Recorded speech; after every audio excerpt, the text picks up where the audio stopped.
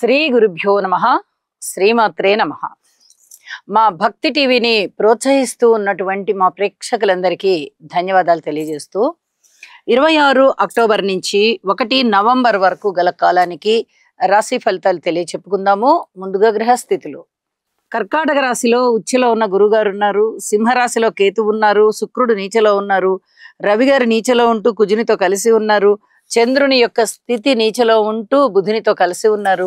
రాహు గారి యొక్క స్థితి కుంభరాశిలో ఉన్నది. అలాగే వక్రించిన శని గారి యొక్క స్థితి మీన రాశిలో ఉంటూ ఉన్నది.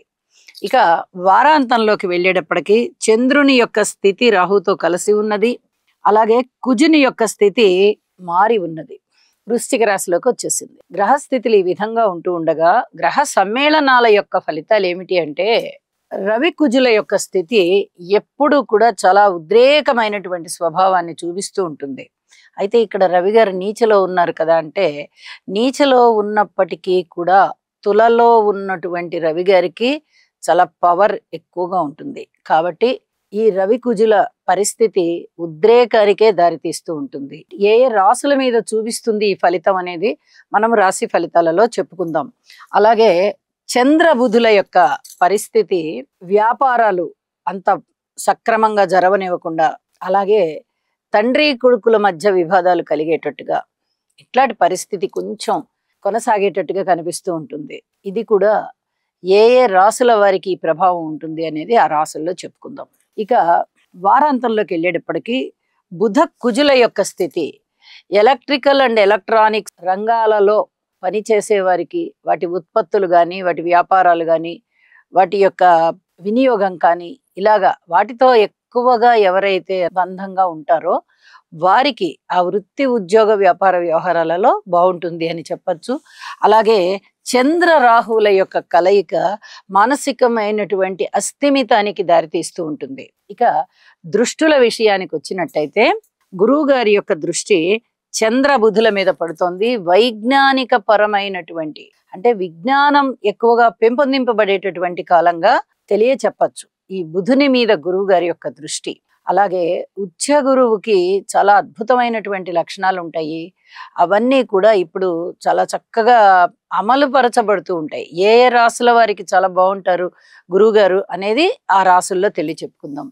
ఇక్కడ పంచమ దృష్టి వచ్చేసింది కదా. ఇక సప్తమ దృష్టి మీద ఎవరు లేరు.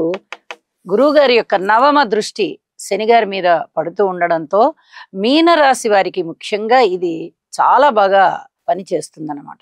ఎందువల్ల అంటే మీనరాశి వారికి ఇటు పంచమంలోనూ గురువు గారు ఉండడము, నవమ దృష్టి పడుతూ శని గారి యొక్క ఆ దుష్టత్వం అనేది తగ్గిపోయే విధంగా ఆ దృష్టి ఉండడం కారణం చేత చాలా చాలా బాగుంటుంది. ఇక శని గారి యొక్క దృష్టి శుక్రాచార్యుల వారి మీద పడుతోంది. ఇది నీచ స్థానం శుక్రాచార్యుల వారికి. కాబట్టి ఇక్కడ అనుబంధాలు, ఆత్మీయతలు దెబ్బతినేటటువంటి అవకాశం కనిపిస్తోంది అని చెప్పి తెలియచెప్పచ్చు.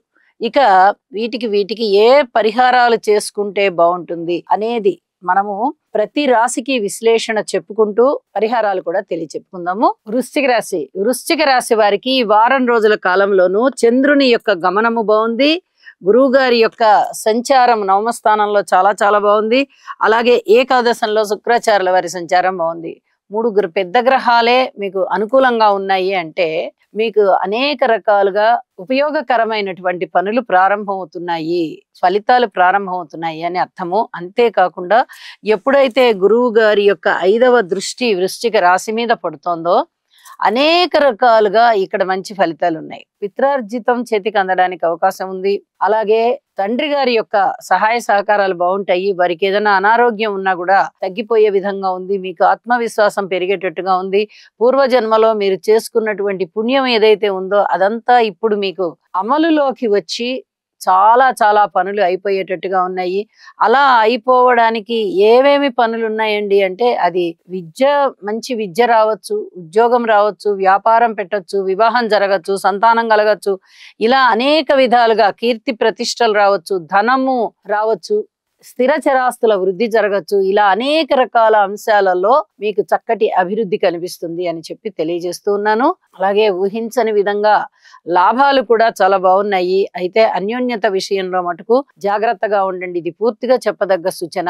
వైరాగ్య భావనలు ఎక్కడ పెంచుకోవద్దు. భక్తిని మాత్రమే పెంచుకోండి. భక్తి బాగా పెరుగుతోంది ఇప్పుడు.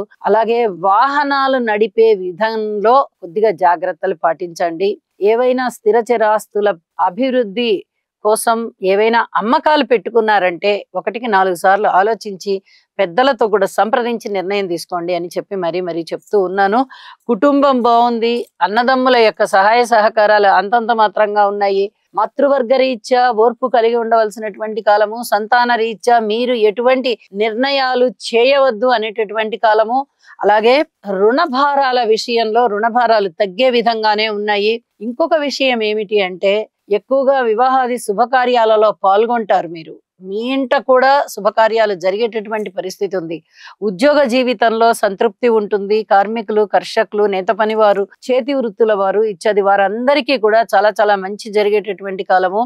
వ్యవసాయదారులకి కొంచెం కష్టం అయితే ఉండబోతోంది. శారీరక కష్టం పెరగబోతోంది. ఇక వారాంతంలోకి వెళ్ళేటప్పటికి ఇంకా ఏమన్నా మార్పులకి ఫలితాలు ఉన్నాయా అంటే మారిన గ్రహస్థితులకి చంద్రుడికి గాని అలాగే కుజుడికి గాని ఫలితాలైతే ఏమీ ఉండబోవడం లేదు. ఇది చాలా చెప్పదగినటువంటి సూచనగా తెలియజేస్తూ సుబ్రహ్మణ్యేశ్వర స్వామి స్తోత్ర పారాయణాలు బాగా చెయ్యండి. శివారాధన చెయ్యండి. మరింతగా మీకు బాగుంటుంది. శుభం.